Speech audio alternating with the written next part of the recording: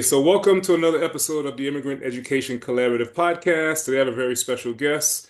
I have Sissi Torres with me. Sissi, how you doing? Good, good. How are you? Excellent, excellent. Thank you so much for being here. I'm really excited to have this interview with you because I know you have an amazing story, and I'm so grateful for you agreeing to share your story with us. So, the way that I set it up, we usually talk about either where you were born, if you were born in America, if you were born outside of America, and then we just kind of talk about your experience navigating the American education system, like, Mhm. from the perspective of your parents not being born here and how they supported you Right. through that process. So, the floor is yours. Tell us about Cece. Okay, so I was born in Lisbon, Portugal, 34, almost 35 years ago now. And then shortly after, as soon as I was old enough to fly, so around 4 months, we moved back to São Tomé, in Principe, which is where my family is from. And when I was around three, shortly after my older brother passed away, we came to the States, and I don't think the plan initially was to live here. It was just to kind of grieve in private because, we come from a very small country and people Hmm. were coming over all the time, obviously giving their condolences and well wishes and just invading our space in a way that's lovely, beautiful, supportive, but was a bit too much for my parents, Hmm. immediately after everything. So we came here, and then one thing led to another. We never left. Okay. So yeah. Okay. So do you remember your first like elementary school days? Like what are your early memories of going to school in America? So early memories, I would say, is daycare. There was the apartment complex where I grew up, there was a daycare there. So from like 3 to 5, that's where I went to school. And so my name is pronounced Cece, but when my parents, took me to school, they were pronouncing it Sissy and spelling it with a Y. Hmm. And my parents were like, well, maybe that's just how they do it here. So Hmm. from like until high school, I went by Sissy and then I Hmm. took my name back. Hmm. Um, but yeah, those are my earliest memories. And then kindergarten through eighth grade, I went to Catholic school. So that Hmm. was its own thing, right? But it also was a unique experience in that, like, a lot of how I navigated it was with my parents as opposed to like we were partners Hmm. as opposed to them guiding me because we were Right. all new to it. Right. And I do feel like the guinea pig, my younger brother was very much more of like child and parent relationship educationally. And Right. I kind of, a lot of it was just figuring out on my own, um, which was fine. It was fun. Grew up, I grew up when I Yeah. grew up. And yeah. Yeah. So at home, are you guys are you like bilingual at home the whole time you're little? Like are you speaking, Portuguese and English? Like what are you speaking? So I no, we're not bilingual at home, unfortunately. Yeah. I stopped speaking Portuguese pretty early on. Hmm. I think it was just a lot. I was overwhelmed by, the difference and Yeah. learning this new thing. I was Hmm. very thrown off by people here when we first got here. I just remember thinking like these people are really creepy and smiling all the time but it felt Hmm. disingenuous, and I know that's Yeah. crazy that a toddler could pick up on that, but it just, Yeah. I was very thrown off by all of the Yeah. like, oh my God, hi, Yeah. how Yeah. are you? So anyway, I think, yeah, having gone to school so early and being in there pretty regularly. My grandmother, my mother's mom, came to stay with us that first year too. So Hmm. I think I kept up my Portuguese because she didn't speak English. Hmm. But after she left and just being in school all day, every day, English just became the default. And then my parents would speak to me in Portuguese. I would respond in English. Hmm. But then when my brother was born, they speak to him in English. And eventually my dad stopped speaking to us in Portuguese at all. My mom still sometimes. So as you're going through the education system, as a young child with your parents, and like you said, Yeah. you're going through it with your parents. Your younger brother kind of had, the parent, child relationship, Yeah. but you're literally learning this thing, and you're coming home, and you and your parents are learning the system together, Yeah. right? So what was that like, in terms of the experience that your parents had? outside of the US, and now they're kind of adjusting to the American education system. Like, what was that like, even though you guys are learning together, in Mhm. terms of how they were supporting you through this brand new process to everybody? Um, I think well, just speaking for myself, I think I just had to pick up on things more quickly and pick up on like social cues and kind of interpret that for them. Obviously, we Hmm. learn English at the same time, so it's not like I know certain families that parents don't always learn English right away, so I didn't have to translate anything. But sometimes cultural contexts or expressions Hmm.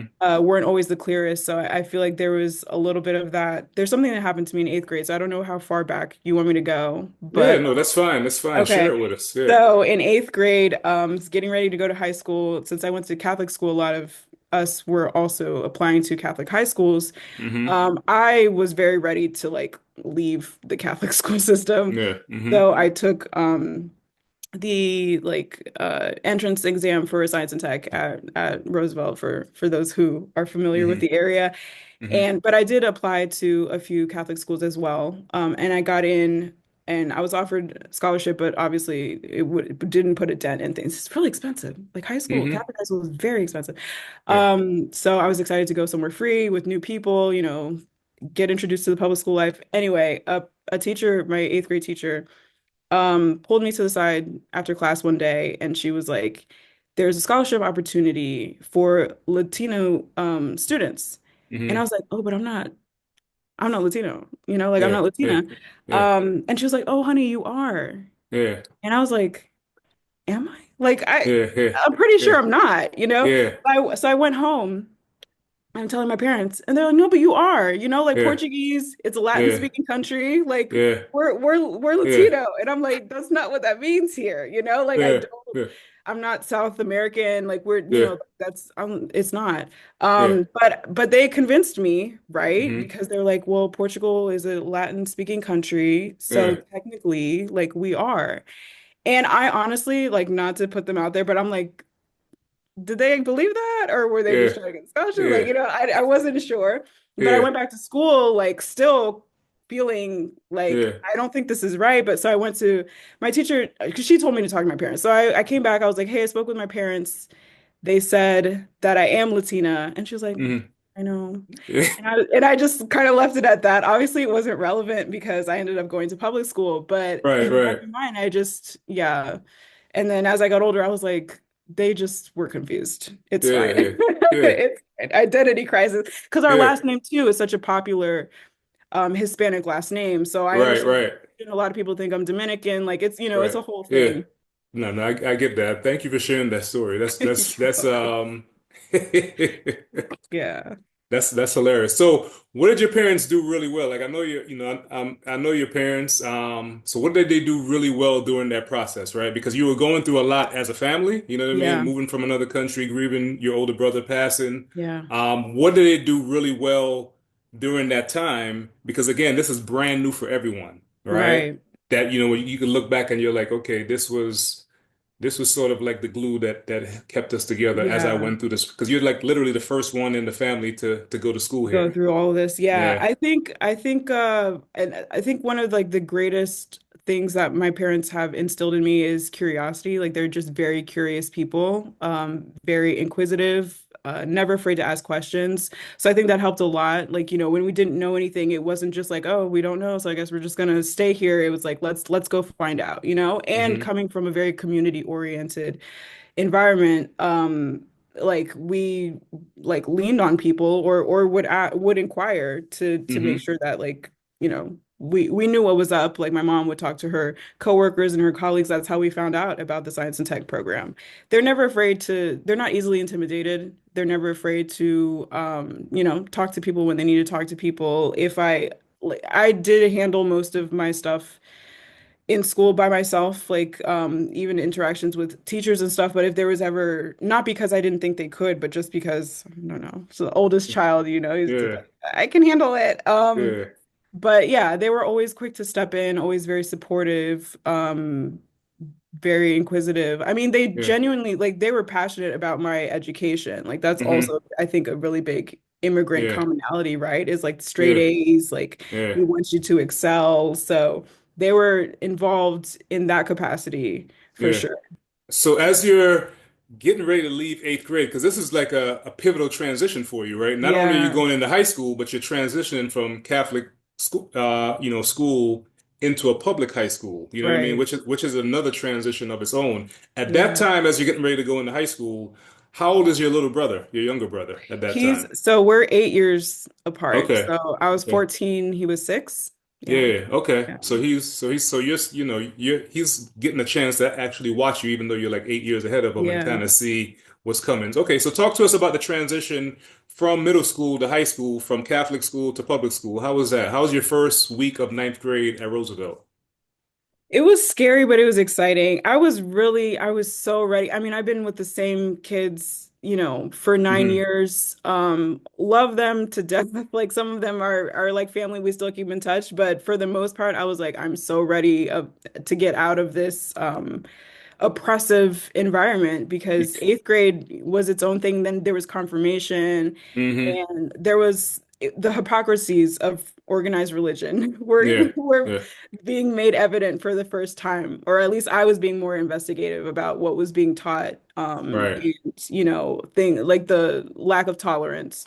So I was Mm-hmm. excited to go into, and then also Catholic school was majority white. Mm-hmm. Public school was majority black in a Mm-hmm. county that is also majority black. And so I Right. was just excited to be around more people that look like me. And that's also when I decided my name is Sissi. Everybody globally outside of, right, these Mm-hmm. outside of school calls me Sissi. So I'm Mm-hmm. gonna reclaim my name and its spelling, Mm-hmm. and go from there. So it felt empowering. I was Mm. excited. I was Yeah. also, yeah, really intimidated. My school was huge. I think incoming freshmen, there was like 1,000 of us. Mm-hmm. So that was overwhelming at times. But yeah, for the most part, I was really excited.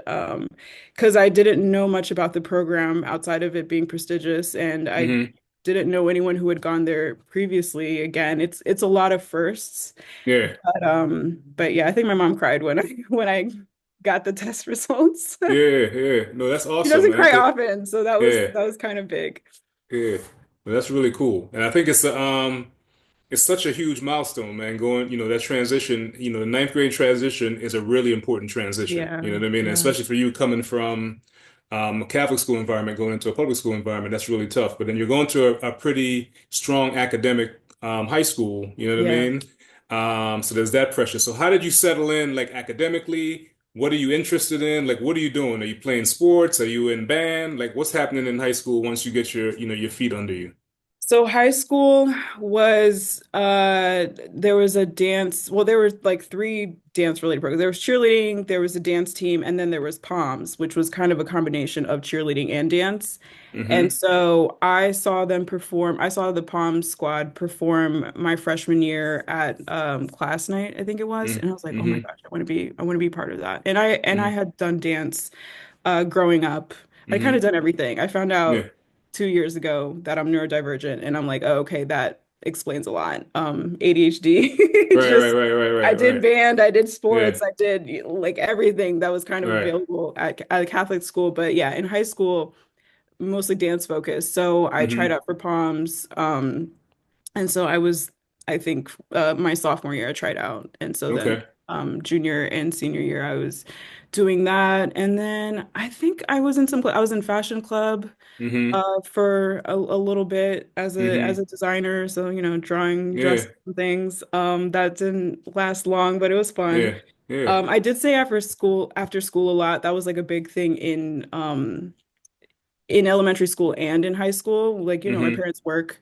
So just finding things to occupy my time. Okay. So then academically, how are things looking in high school once you get, we hear about the extracurricular activities, but academically, Yeah.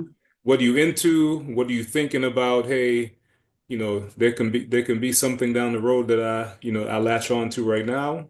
Like, what are you looking at in that room? Yeah, so the program itself was very science and math focused. Mm-hmm. So I think the first year was like there are required courses as part of the program, and then required courses just as part of, whatever year you're in, and then Mm-hmm. you had electives.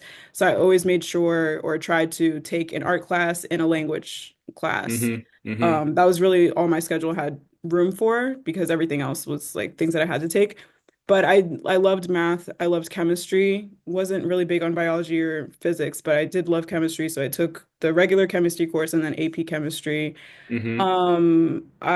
Yeah, art was always kind of like if I can just find a little bit of time for myself, that's the Yeah. thing that I want to do. Right. But I loved science. I think I never okay, so when I was 11, this is such a millennial answer. Yeah. The first Harry Potter film came out, and up until then, the first three books I think had already come out. So I'd read Mm-hmm. them, loved Mm-hmm. them, and then I saw that movie. Harry's 11, I'm 11. It Mm-hmm. was magical. Yeah. And It spoke to you. yes, it really did. It really did. And also having read the books, I Yeah. like and knowing or being aware that adaptations weren't always as successful as, the books are just more magical. It felt like the first time I saw a movie that completely captured everything I loved about the book and Mm-hmm. made it like that much more real. And Mm-hmm. so in watching that movie, I was like, I want to do that someday, like Mm-hmm. if it's possible. Mm-hmm. But I have, very left, or is it left or right brain? I have my parents, my dad's an engineer. My mom's an accountant. She teaches languages now, but she's formalized accountant. So they're not very artsy people. Yeah. So it felt like a pipe dream, and I just Yeah. quieted that voice that said, like, I want to Mm. be a filmmaker. Yeah. Now I'm in a science and tech program. Everyone's like, well, I want to be a doctor. I want to be an engineer. I want to do this. And I was just like, I don't know what I want to do because I Mm-hmm. like everything. Right. But I don't know that I want to commit my life to anything in particular. So, Right. and it was a rigorous program, especially my junior year. Um, it was a lot to keep up with. And again, Mm-hmm. not knowing that I was neurodivergent, my grades weren't as great as they could have been. Mm-hmm. Mm-hmm. Mm-hmm. Homework was always a huge struggle for me. Right. So yeah, but it was an experience. Yeah. Yeah. And I Okay. also realized like my closest friends also ended up being either immigrants themselves or Mm-hmm. first gen kids. Like I Mm-hmm. think we just understand each other, Right. or third culture kids, which is Mm-hmm. like Mm-hmm. like me, where I'm born in a country that's different from where my parents are from, which is Yeah. also different from where I grew up. Yeah. There's something about that like transitory experience that is very unique. Mm-hmm. And I think we just understand each other in a way that people who didn't move around or don't have parents that come from somewhere else don't get. Yeah. So let's explore this seeing Harry Potter at 11 thing, right? Because Yeah. I think this is really interesting, right? Because Okay. you're in pretty much like a magnet high school program, right? Yeah. Which is focused on STEM at the time. I don't even think that they're really infusing the A to turn it into STEAM at this point. I think Right, it's right. just all science, technology, engineering, and math. Yeah, for sure. But you've been reading Harry Potter. Mhm. You like art, you like design, you like fashion. So like there's this thing that's percolating, and then you had this idea at 11 that hey, I'd want to do this, but you kind of just parked it away somewhere. Yeah. So when does that like start to come about like every now and then that it pops back up from 11 and as you're going through high school, like when does this, I may want to become a filmmaker. When does that start to like pop out? You kind of have to like put it back in the bag. Like how often does that happen? Well, the funny thing is, so orientation for science and tech, I went with my dad, and the girl who was giving the speech was also in the program, and she was saying that she was going off to, I don't remember the school at the time. I want to say NYU, but it might not have been. She's like, I'm going off to school to pursue, theater. And she's like, I know that that sounds insane considering I just came out of a science and tech program, but like that's, where my heart is. Hmm. And I remember my dad and even people around just being like, that's so strange. And internally, I was like, no, I get it, Yeah, but yeah, externally, yeah, I was like, yeah, no, that's really odd. That's really odd. yeah. But I consume voraciously consume Yeah. TV, movies, like, performance was always a really big thing for me. I can easily Hmm. be taken out of a piece if I don't feel like the performance is on authentic. I just always cared and paid a lot of attention to, Yeah. yeah, like I had, Yeah. my favorite directors that I followed, which I thought everyone did that, but people aren't usually paying attention to the credits, and I Right. love Right. watching behind the scenes things or like the making of kind of stuff. So I think, but I internalized it as an interest, despite the Hmm. fact that, yeah, it was a calling. Yeah. I was like, it's not practical, it's not practical. And then Yeah. another thing that, doesn't get talked about often, but I've spoken to other people, or kids of people who have lost siblings. There's that Hmm. survival guilt, or Hmm. survivor's guilt Hmm. of like not wanting to disappoint my parents, or in Yeah. this really funky way of like proving that like I deserve to be here. Not that they Yeah. ever asked for that, but you Yeah. feel almost like a consolation prize. It's really hard to, especially as a kid, it's hard to talk through the psychology of all of that. Like my Hmm. parents never made me feel unloved, but Right. just like my brother was my brother, and the way they talked about him, I was like, I know I'm not a perfect child. And Right. Right. Right. so I was like, I gotta pursue something practical, something that they don't have to worry about me with. Hmm. Hmm. Um, so, art, what I saw the trend was like the nepotism. I was like, I'm not Hmm. related to anybody in the Yeah. industry. I have no connections there. I have no idea how one could even break into all of that. So Hmm. it just didn't make sense. And then Yeah. again, being in a science and tech program, I was like, well, I should probably do something science related. Yeah. Yeah. But it's kind of interesting, right? Because right at the orientation, it's kind of like you get like another glimpse, like, or you get like a little bit more confirmation that, hey, Right. like there might be a there, right? Right, Something is here. You exactly. know what I mean? So when so Exactly. when so when that senior is saying, "Hey, I'm going off to pursue theater," you're like, "Well, oh, okay, I see an opening, right?" Yeah, And then along the way, you're still sort of exploring the interest on your own, right? right. And but not really entertain it fully. Like I'm gonna fully commit to it because you're still in the science and tech program, and you're still kind of wrestling with, what you think you should be doing versus Exactly. what you're truly interested in. So Exactly. how did, as you're going through high school, like how are you reconciling all this? I think like I just found outlets, external outlets elsewhere, with dancing and then art classes. Like my senior year, I took two art classes. I think I really was like, I crave, like my brain just needs, Yeah. something that's not analytical. I mean, I love science and math with how straightforward it is. Like once you understand the rules, it's really, awesome to navigate and Mm-hmm. fascinating to Yeah. explore. But yeah, I do just need that other Yeah. side of things where it's just like more free flowing and abstract. So Okay. I think, yeah, like between art class and dancing, music, yeah. That was like your creative outlet for the most part, Exactly. away from Exactly. all this STEM that you're surrounded by. Exactly. Yeah. Okay. All right. So now you're getting ready to graduate from high Yeah. school. What's the plan at this point? The senior year, everyone's getting their acceptance letters. Like what's Cece thinking about? What's the plan? So, and that was another thing, everyone knew what they wanted to major in college. And Mm-hmm. I was like, I have absolutely no idea. I was like, is that weird? And then, we had an ASL teacher and she was like, no, like most kids change their major halfway through. And she's like, my daughter changed her major like 4 or 5 times. And Mm-hmm. it's okay not to know, but I still Mm-hmm. felt like, what's wrong with me that everyone Mm-hmm. seems to really be passionate and know exactly what they want to do. Like, how do you know you want to be a doctor at 18? I don't know, but some kids just knew. Right. And they are doctors today. So Yeah. I was like, how does everyone know? Mm-hmm. I applied to Maryland, and got in.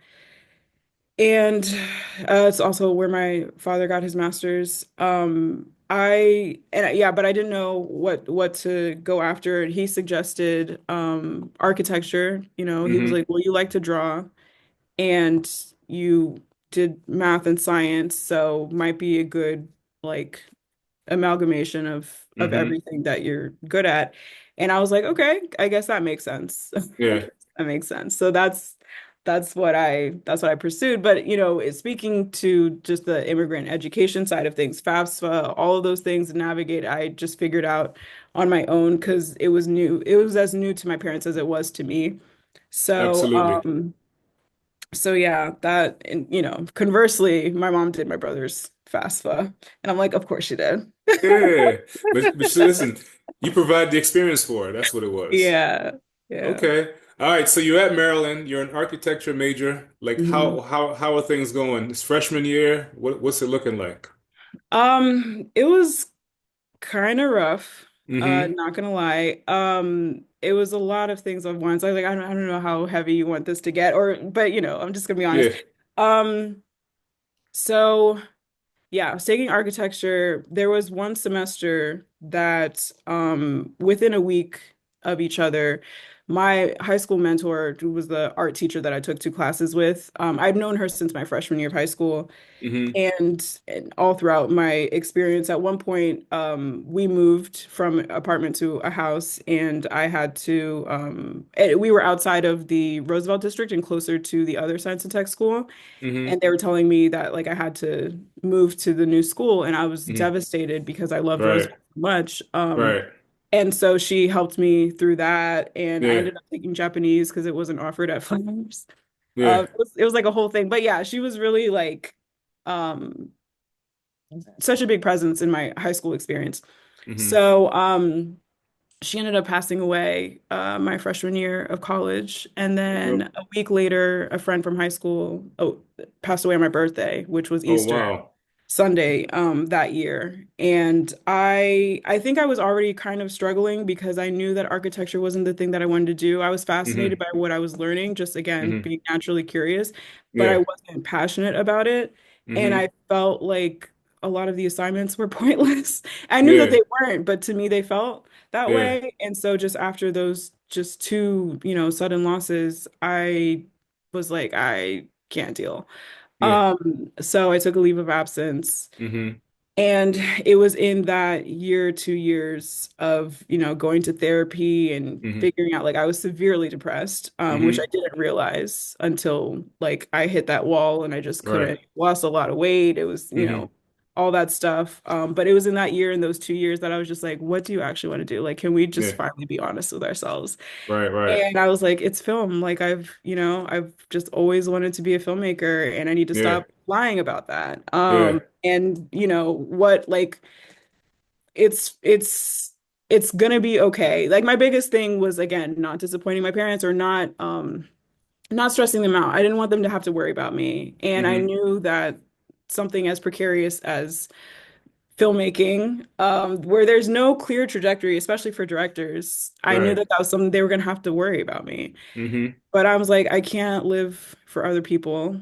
Mm-hmm. I just got to do what I want to do. So, Mm-hmm. yeah, once I made that kind of like mental transition, everything kind of, Yeah.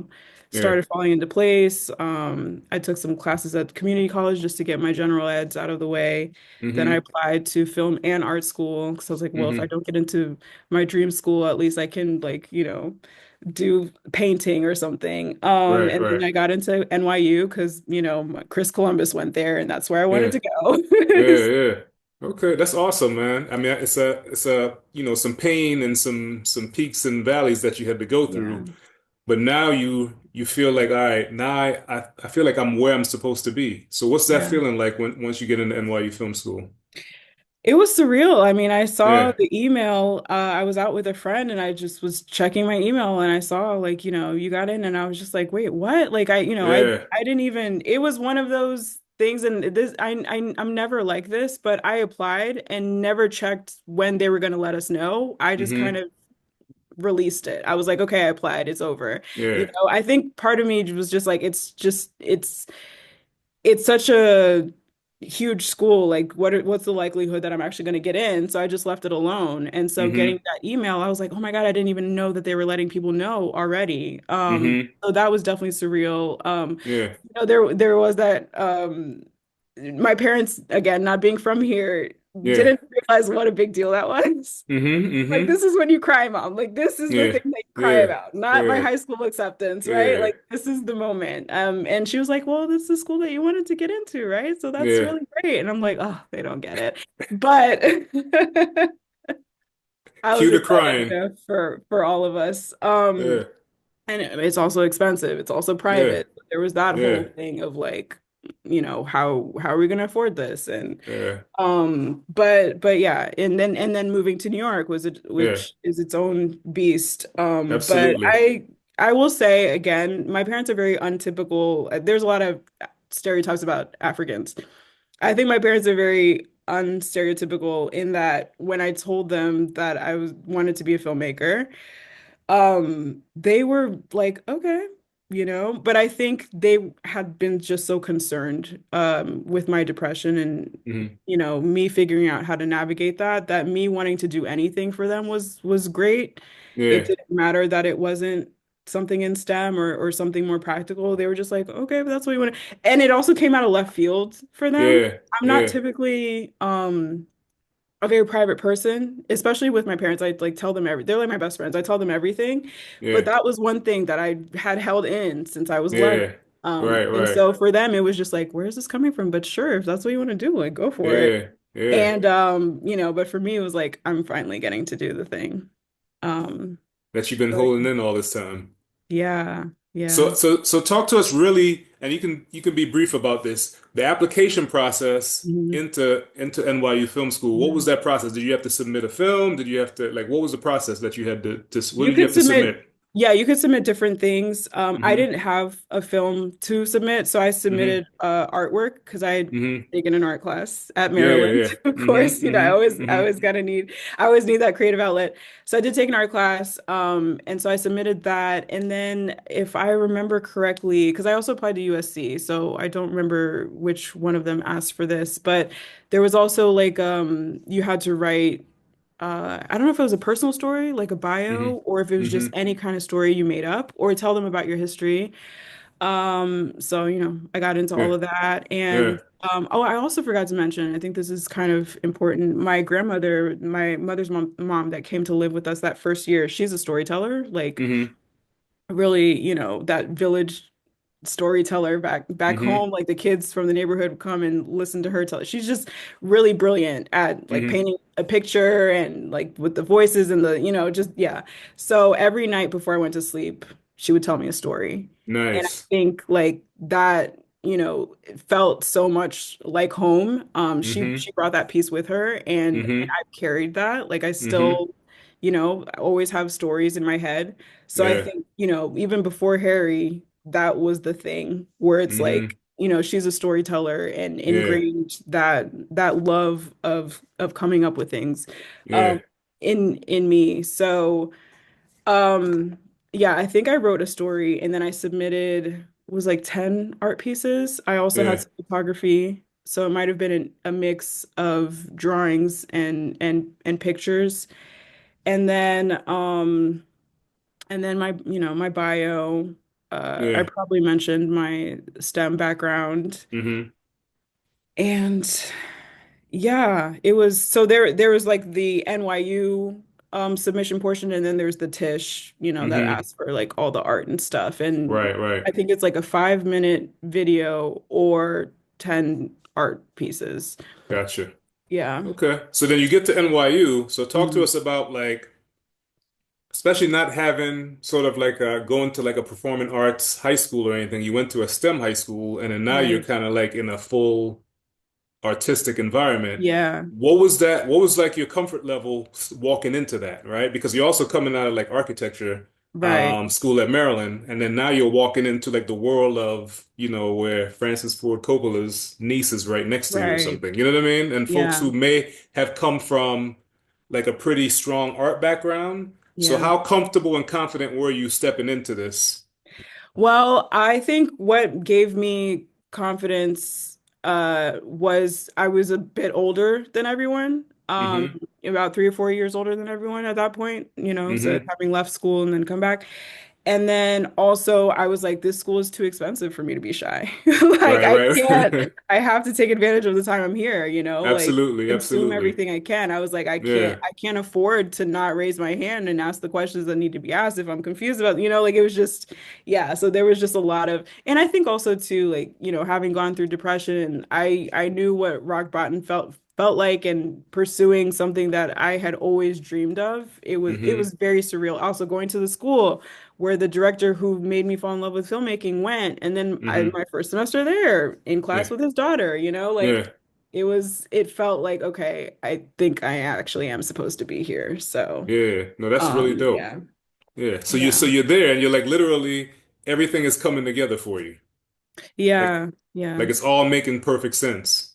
It is. And not to say it wasn't rough, because like New York is Yeah. expensive. Yeah. There were, money issues and all of that. But I think, yeah, creatively, I was like, oh wow, this is kind of awesome. And then, and different situations. Like, so I was in film and TV, which is production based. Hmm. Like we shoot films and they walk us through that whole process. But you have different focuses. So my focus was directing. So when you sign up for advising to figure out what kind of classes you're going to take the next semester, they have different binders based on what your focus is. And yeah, so I opened the directing binder, looked through the names of the directing professors, and there was, I think, only two or three women. Hmm. And so I saw one name there. I was like, okay, let me go with this woman. So I went to advising with her, and she was like, why do you want to be a director? And I was like, and some part of me was like, let me just be honest, because whatever. I was like, I really love telling stories and I really like telling people what to do. Yeah. And she was like, me too.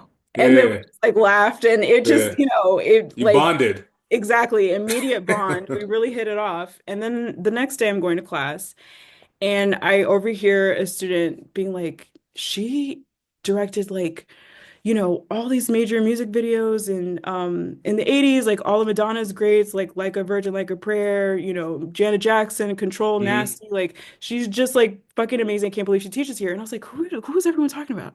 I'm like, who are Yeah. you guys talking about? Yeah. Mary Lambert. And I was like, oh my God, that's the lady that I was Yeah. just like saying all these, that was the advisor that I had, and I Yeah. was mortified. But I'm Yeah. so glad I didn't know before I went in, because who Yeah. knows how I would have Yeah.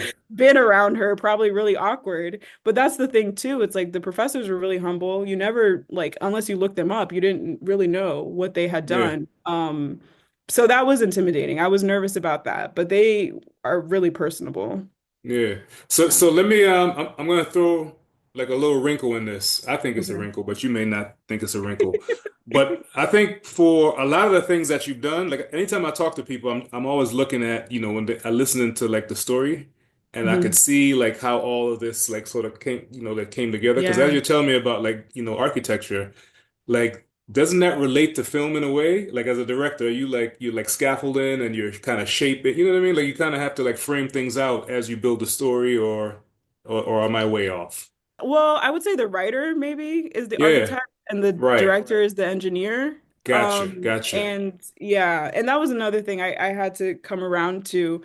In the program, like for directing courses, you had to like, I mean, you didn't have to, but it was expected that you wrote the scripts that Hmm. you directed. And I'm like, well, not every director is a writer. And I Right. knew that I wanted to direct, and writing was just something I felt obligated to do, Gotcha. to direct the things I wanted to direct. Yeah. And I was like, I wish there was a way to split this, because there is a writing program in Tisch. So I'm like, if the Hmm. writing students could write the scripts that the directors could direct, like I think anyway. Yeah. Um, but everyone kept telling me like what a great writer I was. And I was like, okay, sure, but I'm just doing this because I have to, not because I Right. actually like it. Right. But one thing led to another, and now I've fully embraced the writing side of things. So I think, yeah, I am architecting finally. Yeah, in a sense, right? Right. So I was just like somewhere along the line, this comes in handy, right? Yeah, yeah. I think I Yeah, learned a yeah. lot from architecture, just like the beauty around you, and like Hmm. things that I'd never really taken into consideration about Hmm. building and structure. So I think it all really helps, and also explains why I struggled so much um figuring out what I wanted to do when I was in high school, it's like Hmm. I find everything fascinating, just Yeah. about. But Yeah. I think filmmaking is great because and writing too, like I can just make a story out of that thing that I find fascinating. I can Yeah. like do that deep dive and something can come from that. So I think architecture for sure taught me a lot, and I might write as I immediately think of Inception, but I might write a story one day Hmm. that Hmm. can incorporate those Yeah. skills. Yeah. No, I love that. And the thing that I love what you're saying also, you said this earlier about you and your parents, right? That you Mhm. guys were curious, right? Yeah. So talk about like the curiosity and sort of how that melds with, like your fascination and your interest as you're creating, right? Because you said, there are a lot of things that you want to explore, there are a lot of things that you're curious about. And how do those things come together as you're creating and, like working on your craft?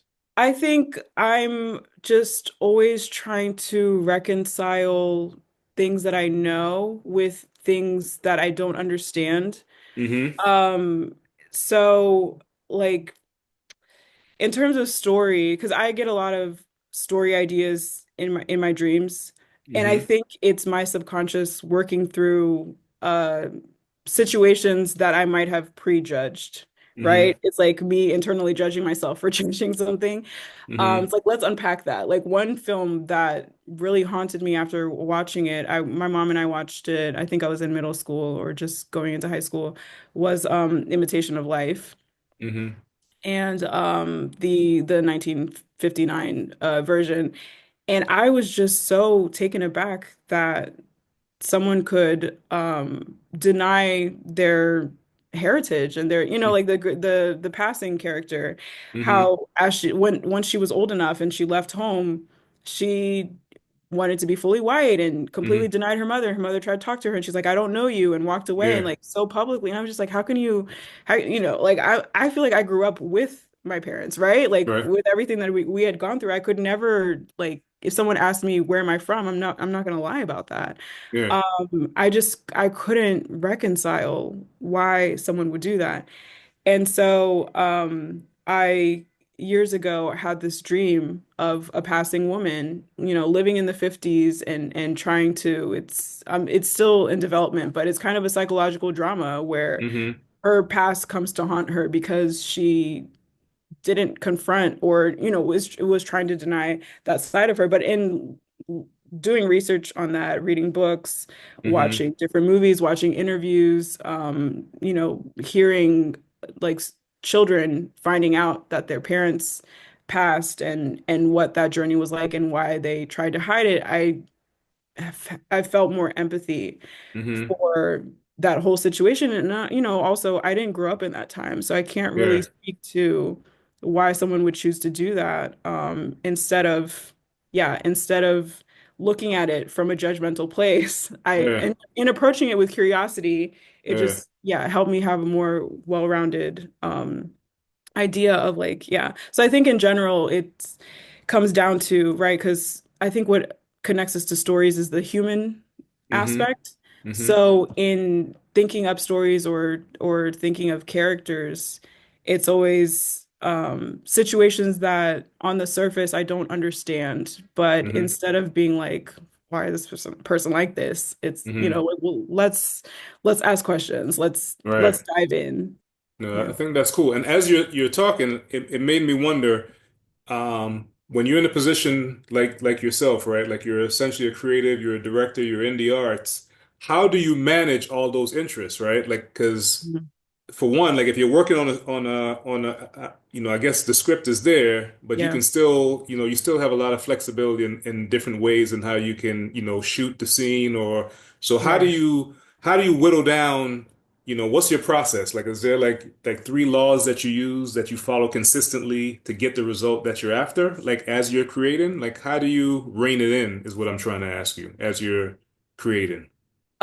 So I think the ADHD in me, reining in isn't Yeah. really my specialty, but I think each project requires different skills and different approaches, Hmm. especially within genres. I think some, artists and directors like to just stay in one lane. And for me, I feel like the story dictates the genre. Mm-hmm. So well, I'm working on something right now, so I guess I can talk about that process. I Yeah. wrote it, and then I sent it to close friends and my mentor. And Mm-hmm. Mary Lambert, we're still Yeah. good friends to this There you day. go. And so after that, I watched films that, had kind of similar thematic elements, Mm-hmm.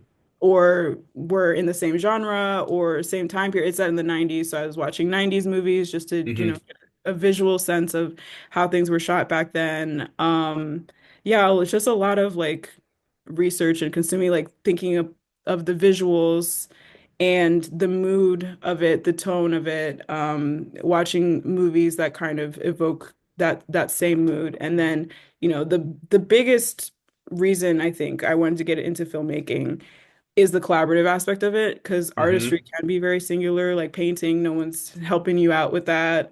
Photography, some of these other mediums is very much like you alone, making it Yeah. happen.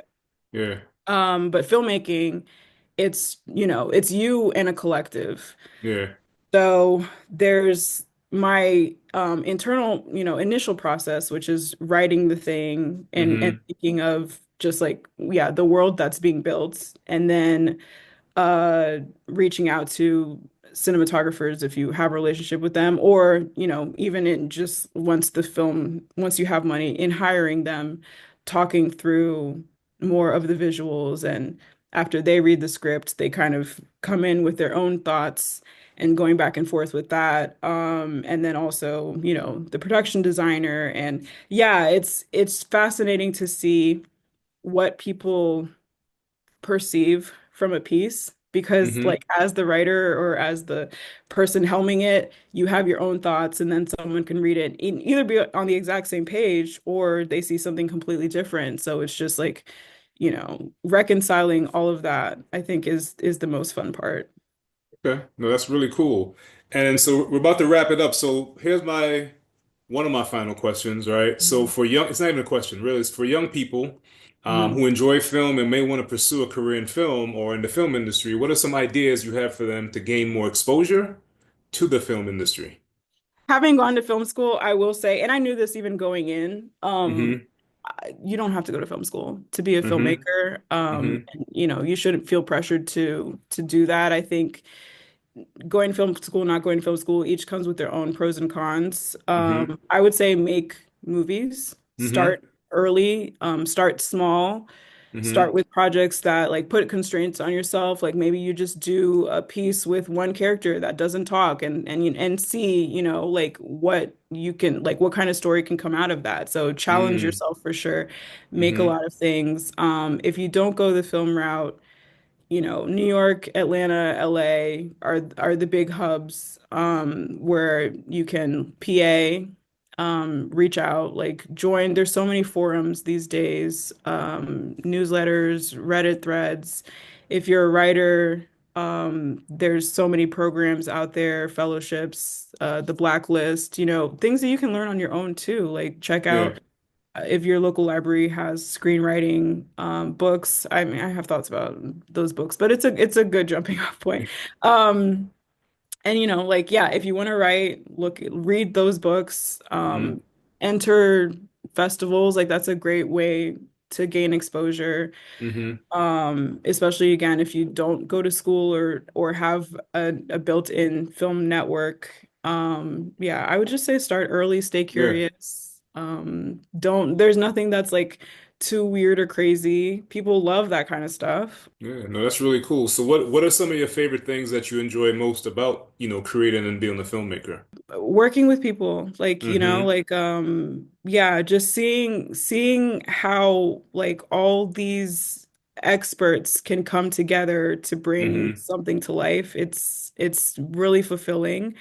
And also just seeing what they bring to the table. Like one thing in film school that I always found funny, and I think being a TCK and a little bit older, I just had a different approach to things. My senior year, we like have this thesis class, and I wrote it, I directed it. I did cast. It was the character, we see her as a middle schooler and then as a college student. So I Mm-hmm. cast two sisters. Mm-hmm. But then the older one dropped out, so I had to recast. And in the process of that, I turned to my producer and I was like, "Should I just be in it?" And he was like, "Audition." And I was like, Yeah. "Okay." So long story short, I ended up being in it. So I wrote it, I directed it, I starred in it, Mm-hmm. and then really suck at editing. I Yeah. really, really suck at editing. So I Yeah. knew I needed to find an editor. And a Mm-hmm. classmate of mine was like, "You're not gonna edit it yourself?" Yeah.